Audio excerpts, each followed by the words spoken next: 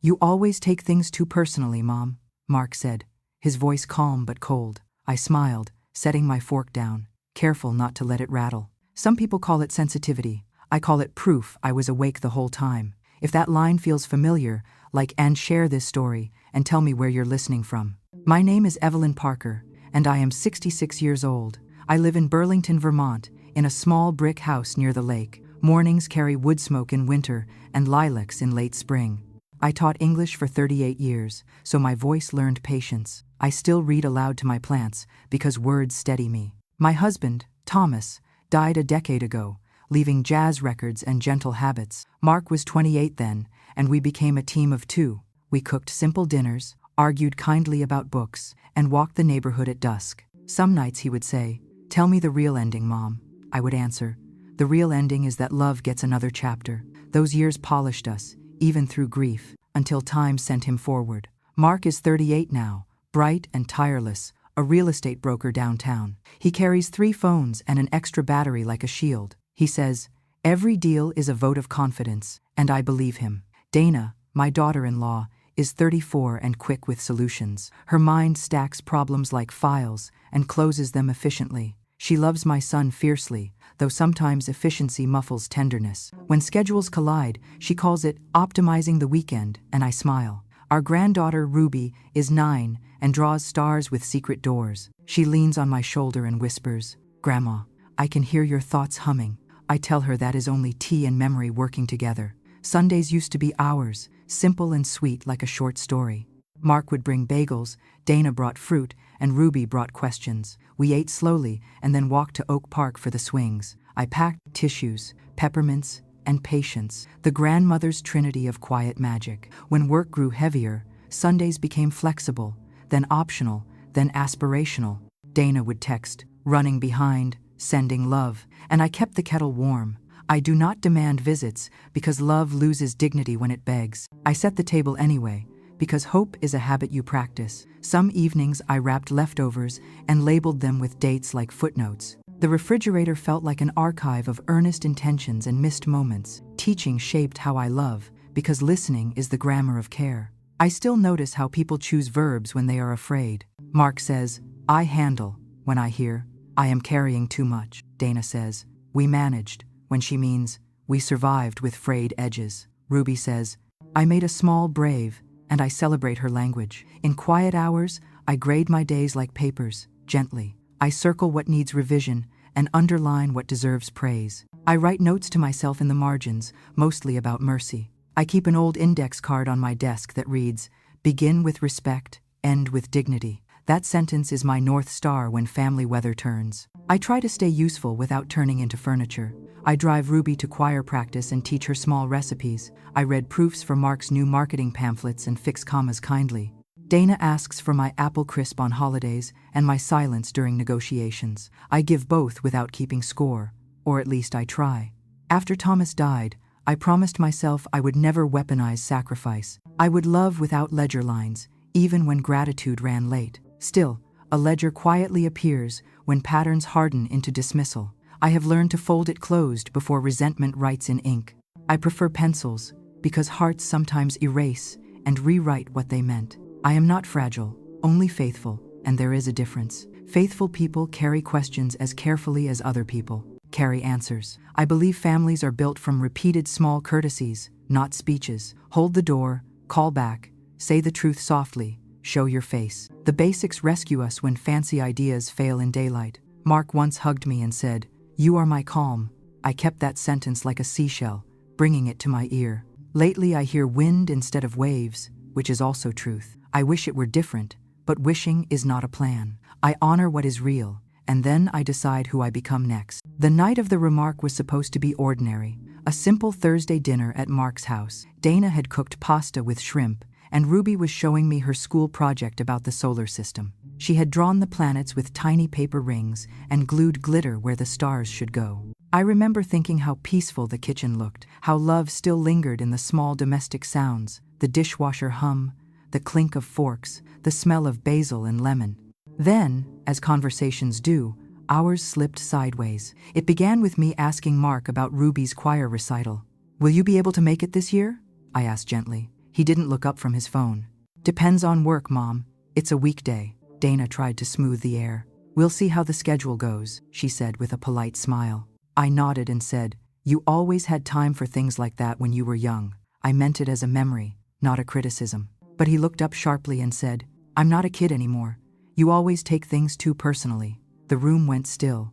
Even the hum of the dishwasher seemed to pause. Ruby looked between us, her little brow furrowed. What does that mean, Daddy? She asked. Dana reached over and squeezed her hand. It just means Grandma cares a lot, she said softly, her eyes flicking toward me with apology. I took a sip of water, set the glass down carefully, and said, that's true. I do care a lot. The words were steady, but something in me folded inward. I helped clear the table after dinner, stacking plates while they chatted about upcoming meetings. When I put on my coat, Ruby ran up and hugged me tightly. Don't be sad, Grandma, she whispered. You're my favorite planet. I smiled and kissed her forehead. That's a wonderful orbit to share, I told her. Dana walked me to the door. He didn't mean it the way it sounded, she murmured. I know, I said. But words still echo, even when they're soft. Driving home through quiet streets, I replayed the line in my head. You always take things too personally. It sounded smaller than love, as if caring were a flaw. I remembered the years I spent holding his hand through nightmares after his father's funeral, the evenings I stayed up proofreading his college essays, the mornings I made oatmeal before his first job interview. Taking things personally had been my way of taking people seriously. Was that wrong? When I reached home, the house felt alert, as if it had overheard everything. I poured myself tea and sat at the kitchen table under the same light I'd used to grade essays for decades. I took out my old notebook and wrote one line. He said it like a criticism, but maybe it's a truth I can keep. I closed the cover and exhaled. The next morning, Mark texted, sorry if I was short last night. Long day. Love you. I stared at the words for a while. They were kind, but not connected. I replied, I love you too. Rest well. That was all. Love should be more than damage control, but I didn't know how to fix what was fraying. Over the next few weeks, something subtle changed. He called less often, conversations shorter, practical. You okay? Need groceries? Any mail? I answered politely, but our words were losing warmth, like music fading through a closing door. When we did meet, I watched him juggle emails, apologizing between swipes. I understood busyness. I had taught generations of teenagers to balance dreams and duties, but I also knew that constant motion can disguise avoidance. One afternoon, I stopped by his office with homemade muffins, just because. His secretary smiled and said he was on a conference call. Through the glass, I saw him laughing with 2 clients. His shoulders relaxed in a way I hadn't seen in months. I waited 10 minutes, then quietly left the basket with a note. Blueberry, your favorite. No reply needed. That night, there wasn't one. 2 days later, Dana called. You didn't need to drop those off, she said, kind but clipped. He's just so swamped. You know how he gets, I said. Yes, I used to know. She paused, unsure what to say. I filled the silence. Tell him I'm proud of him, and tell Ruby I love her drawings. Of course, she said softly. That Sunday, I sat in church and listened to the sermon about boundaries, the kind that keep love from turning into self-erasure. The pastor said, sometimes God closes a door because you've been standing in the hallway too long. I smiled faintly. Maybe I had been waiting by an emotional doorway that no one else planned to walk through. That evening, I wrote another line in my notebook. If taking love personally means feeling its absence fully, then I am guilty without apology. I folded the page neatly and placed it under a small framed photo of Mark as a boy, holding a paper kite against the wind. His smile was fearless. Mine, watching him, had been too. The distance grew in ways too quiet to measure. A missed call here, a delayed text there. I began to notice that whenever I reached out first, Mark's replies came wrapped in politeness, not warmth. One evening, while folding laundry, I realized we hadn't shared a meal in nearly 2 months. I checked my planner as if proof could restore closeness. The squares were filled with reminders in my careful handwriting. Ruby's recital, drop muffins, call Mark Tuesday. Each box looked like a door I had knocked on that no one opened. A small doubt started to whisper. Maybe he didn't need me the way I needed to be needed. I tried to quiet that thought with logic. Children grow up. They build their own worlds. But mothers, we stay architects of the old ones, walking through empty rooms and remembering where the laughter used to echo. The following week, I went to the post office to mail Ruby a small package, a watercolor set, and a card that said, "Keep coloring outside the lines." The clerk, A young woman with purple nail polish looked at the address and smiled. Parker Street? That's a nice neighborhood. I nodded. Yes, my son lives there. She hesitated. I think I've seen him. He was at the town fair last weekend with a little girl and a woman with red hair. My stomach tightened. Dana had blonde hair. I thanked her and left, telling myself she probably meant someone else. But the seed was planted. That night, I scrolled through social media, something I rarely did. On Mark's company page, there were photos from the fair. One showed him at a booth, smiling beside a woman with auburn hair and a name tag that read, Stacy Miller, Regional Manager. Dana wasn't in any of them. I didn't jump to conclusions. Life has enough truth without inventing more. Still, I found myself wondering why I learned about my son's weekends from strangers instead of from him. I printed one of the photos not to accuse, but to examine. The printer hummed slowly, like it was thinking for me. I slipped the picture into my notebook under a fresh page labeled Observations. I wasn't investigating betrayal. I was investigating silence. What makes people drift so far, they forget to wave. A few days later, I visited Maple Grove Library, the same one where I used to volunteer. I hadn't been there in months. When I asked to renew my ID, the librarian handed me a short form titled Personal Withdrawal. The words startled me. That's people taking a break from the rotation, she explained kindly. It's not permanent. I smiled faintly. I suppose none of us know what's permanent until it's gone. I filled it out, the pen heavy in my hand. The phrase stayed with me, personal withdrawal. It felt less like paperwork and more like instruction. On my way home, I stopped at a small cafe for tea. As I waited for my order, I overheard two women talking about their grown children. One said, "My daughter doesn't call unless something's wrong." The other laughed softly. "That's how they show everything's fine." I wanted to turn and say, "Fine isn't love," but I didn't. I sipped my tea and let the conversation fold into the air. That evening, I gathered my journals, old letters, and a shoebox labeled Family Moments. Inside were birthday cards, Ruby's doodles, and a yellowed note from Mark written when he was 10. "Mom, I'll always listen to you because you listen first." I pressed that note between my palms and whispered, "Then where did we stop listening?" I decided to write him a letter not to send, just to shape my feelings into sentences that didn't vanish into digital air.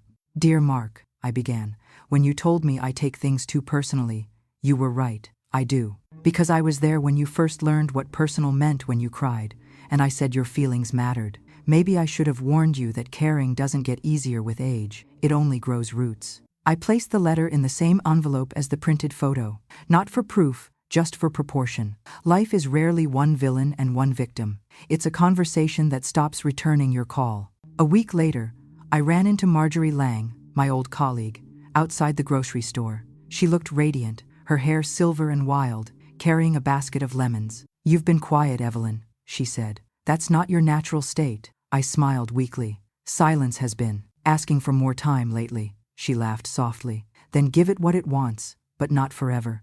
Come visit me at Lakeview sometime. It's not a nursing home, it's a neighborhood that forgives noise." I watched her drive away and thought about the word forgives. Maybe that's what I needed most. Not apologies, but a place that didn't make me shrink to fit someone else's peace. That night, I took out my personal withdrawal form from the library and pinned it to the corkboard above my desk. It was supposed to be temporary, but for the first time, I wondered what would happen if I extended it to the rest of my life. The next morning, the phone rang just as the light spilled through my curtains. It was Marjorie. "I meant it, Evelyn," she said before I could even say hello. "Come stay a few days at Lakeview. I have an extra room, and the lake is talking kindly this week." Her voice always sounded like good advice wrapped in humor. I laughed softly. "The lake talks?" she chuckled. "Yes, and unlike people, it waits for an answer." By afternoon, I had packed a small bag, 2 dresses, my journal, and the letter I never mailed. The drive to Lakeview took less than an hour, but it felt like crossing into a slower season. The air near the lake smelled of pine and possibility. Marjorie greeted me at the gate, barefoot and happy. "Welcome to the land of the unhurried," she said. "Here, time obeys the heart." Her cottage was painted sage green, with wind chimes whispering secrets above the porch. Inside, shelves held more books than dishes, and photos of friends covered the walls like proof of a well-lived life. Over tea, I told her about the dinner, the remark, and the silence that followed. She listened without interruption, nodding in that deliberate way of women who've survived enough to know when not to speak. When I finished, she set her cup down and said, Do you know why that line cut so deep? Because you taught him to feel, and now the world rewards him for forgetting. I stared at her, unsure if I wanted to agree. He said I take things too personally, I murmured. And maybe I do. She shook her head. Good. That's how people stay human. Detachment may look wise, but it's just fear with better manners. That evening, we walked by the lake, the water reflecting the first stars. You don't need to prove your worth by staying where you're unseen, Marjorie said. Sometimes, love means leaving before resentment teaches you a language you don't want to speak. I told her about the library form, the words personal withdrawal, and how they felt like an invitation. She smiled knowingly. Then maybe it's time to withdraw from waiting. The next morning, I woke to birdsong instead of the hum of appliances. I sat by the window with coffee and watched fog rise from the lake like breath. Peace didn't feel like absence, it felt like permission. Marjorie joined me, handing me a folded brochure. Lakeview has small homes for independent residents, she said casually. Nothing fancy, just people choosing not to vanish. I traced the image of a cottage surrounded by trees. I'm not sure I'm ready to move anywhere, I said. She smiled. Ready is overrated. Peace doesn't ask for readiness, it asks for honesty. Later that day, I helped her plant herbs in her garden. Every leaf here has a second chance, she said. Even the ones that fell last season feed the new growth. I tucked that sentence away, like a truth disguised as gardening advice. When I returned home, my house felt polite but cold, as if it had learned to live without laughter. The framed photo of Mark as a child still sat on my desk, but now I saw something new in it. How fiercely he'd faced the wind, holding that kite. Maybe I needed to do the same. I called Marjorie that evening. You said peace doesn't wait for readiness, I told her. Is there a cottage still open? She laughed softly, a sound like wind through glass. Yes, she said, and it's closer to the lake than mine. I hung up and whispered into the quiet room. Then maybe it's my turn to stop waiting. Summer slid into early fall while I learned the shape of leaving. I did not announce anything. I let the days collect their own evidence. In June, I counted 14 unanswered messages on my phone, each one kind, each one ignored. In July, 2 dinners were scheduled and then canceled, both with friendly apologies. I smiled and cooked for one, then froze portions with neat labels. Mark sent short texts about listings and open houses, and I replied with pictures of the lake at dusk. Dana sent group updates about schedules that did not include my name. I started a new notebook titled Personal Matters and wrote in black ink only. On the first page I wrote, I will take my love personally and keep it safe. The sentence looked like a key that finally fit something. Marjorie kept inviting me to Lakeview for small things that felt large. We walked the path by the water and counted heron like blessings. She introduced me to the coordinator, a steady man named Paul Benton, who explained the community with simple kindness. We do potlucks on Fridays, he said, and neighbors remember birthdays without needing reminders. I asked about the cottages and the wait list. He said one had opened by chance after a resident moved closer to family. My stomach lifted and settled like a bird testing air. I toured the small space with careful eyes, checking light and corners and the angle of morning. The rent was clear on the sheet, $1,480 each month, utilities simple and shared. I didn't flinch. I asked about the deposit and the lease dates. Paul said, we can hold it for 2 weeks if you need to decide. I heard Marjorie inhale softly, as if she were blowing wind into my sails. Back home, Burlington felt gracious and distant, like a host who stays in the next room. I moved through my house with my teacher voice turned inward. I told myself to make a list before choosing. I wrote 10 lines on an index card and read them to the kitchen. Keep what is useful. Keep what is beautiful. Keep what is true. I packed 2 boxes of books and stopped, then smiled at my caution. Books know how to wait without feeling abandoned. I gathered spare keys, old letters, and the watercolor set Ruby never thanked me for, then placed them gently in a drawer. Each item asked a question and then answered it for me. By August, 4 closets were lighter and 2 rooms echoed differently. The house seemed to nod, as if granting permission. Pressure did not roar. It whispered. Mark called late one night with weary gratitude. You always understand, Mom, he said. The market is brutal.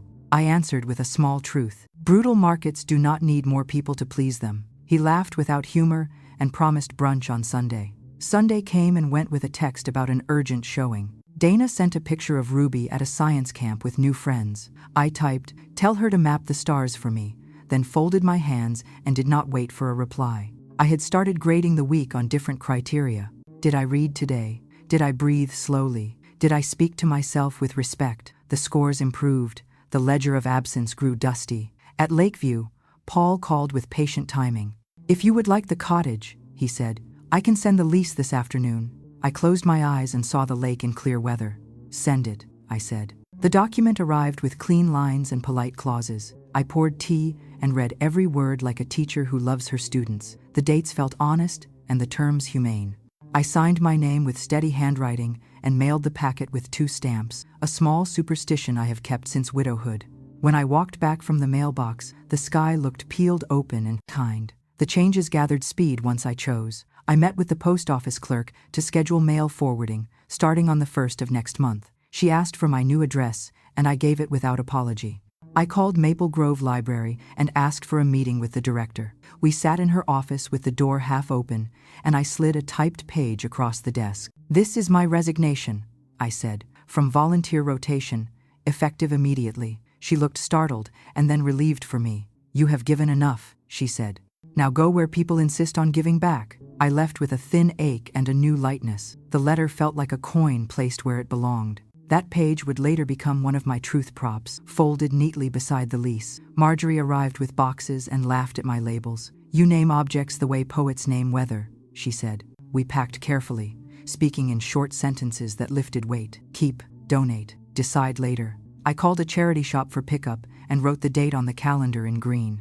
The house changed temperature as things left. It stayed warm for a while, then cooled, then found a new steady. I caught myself humming while wrapping plates in paper. Music returned without being asked. Mark noticed the shift once the forwarding notice hit his mailbox. He called 3 times in one afternoon and left a voice message with a careful tone. "Mom, why are you forwarding your mail? Are you okay?"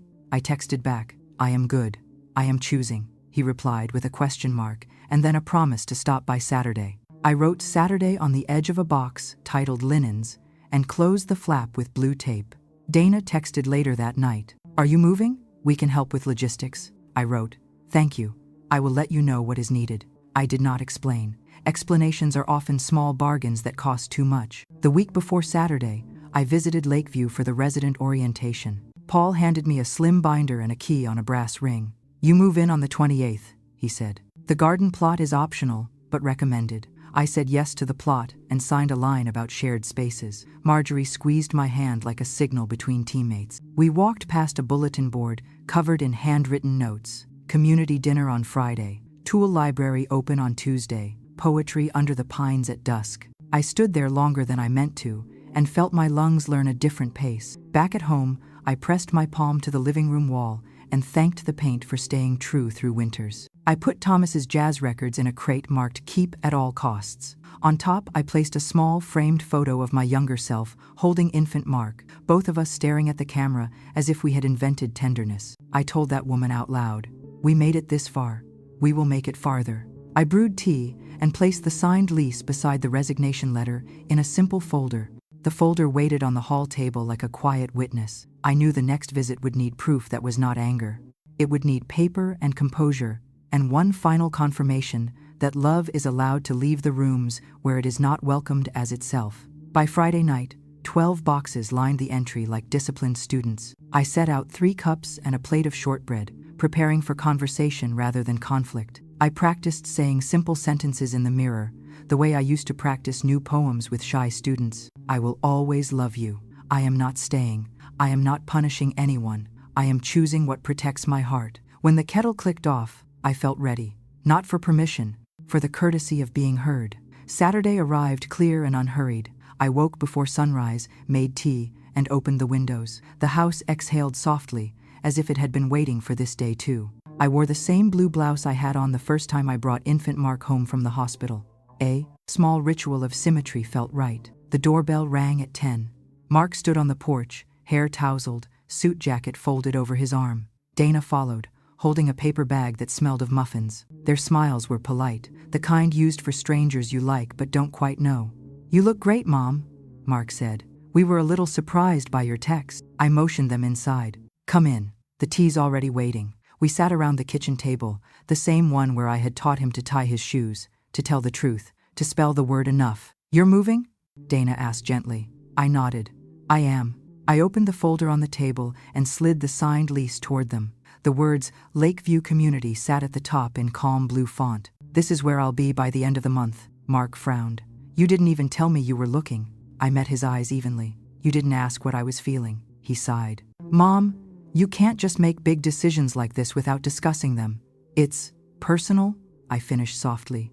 "Yes, it is." Dana reached for the paper. "Lakeview?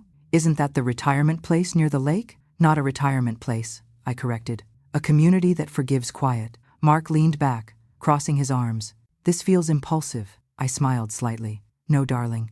Impulsive is when you buy something you don't need. This is something I've needed for a long time." He pressed his lips together, then said, "You're overreacting to a few missed calls." I set my cup down. "No, I'm reacting precisely to being made invisible by the people I raised to see." The room stilled. Dana lowered her eyes. "She's right," she murmured. Mark looked at her in surprise. She shrugged. "Sometimes we make your mom wait too long for small things." I reached across the table and placed a second document beside the lease, the resignation letter from the library. "This is proof," I said calmly. "Proof that I'm capable of letting go without bitterness. I'm not running away from you, Mark. I'm moving towards something that remembers me kindly." His voice softened. "Is this because of what I said that night? The dinner?" "It's because I finally understood what those words meant," I replied. "You told me I take things too personally. And you were right. I do.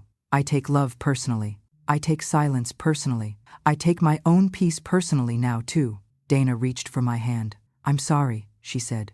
"We both are." "We thought you wanted space." "Space is polite distance," I said. "What I wanted was presence." "They're not the same." Mark stood, walked to the window, then turned back. "I just didn't think you'd leave. You've always been here." I nodded. "I was always here, waiting. But love doesn't have to prove its endurance by standing still." He walked back to the table, rubbing the back of his neck. "What do you need from us?" he asked quietly. "Nothing to fix," I said. "Only honesty. Only the truth that you love me without requiring me to shrink." Ruby came in from the car, holding a drawing. "Daddy said I could bring you this," she said. It was a picture of a house beside a big blue lake, the words "Grandma's New Home" written in her rounded handwriting.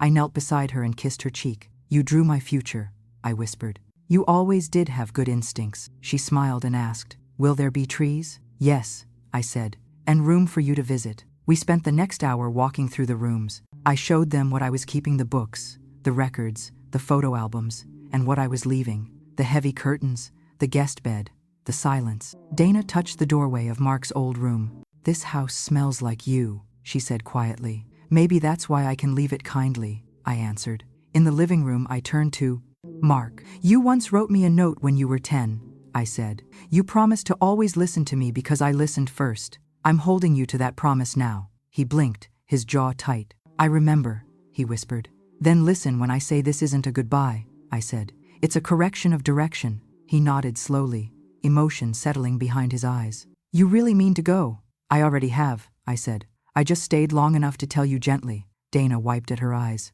"You've earned this peace," she said. "I hope we deserve a place in it." I smiled. "Peace has enough room for everyone who chooses to visit with care." At the door, Mark hugged me hard, the kind of hug that carries apology and understanding without needing to name either. "We'll help with the move," he said. "Early Saturday." I laughed softly. Early is a beautiful word. They walked to the car, and Ruby waved her, drawing out the window. When their taillights disappeared, I turned back to the quiet house. It didn't echo this time. It exhaled. I folded the lease and resignation letter back into the folder and whispered, "Case closed." Then I poured myself a fresh cup of tea, sat by the window, and listened to the silence. For the first time, it didn't sound like waiting. It sounded like freedom arranging itself into a new rhythm. The morning after they left, I woke before dawn and found the house already awake. It hummed with departure, the low sound of empty rooms stretching their limbs. I brewed tea and watched the first line of sunlight cross the kitchen floor, touching each packed box like a benediction. The air felt lighter, not lonely. I realized that when you stop asking for permission to feel whole, even silence begins to applaud. The movers arrived right on time, a father and son duo named Robert and Kyle. They worked efficiently, respectful of my pace. "You heading somewhere nice, ma'am?"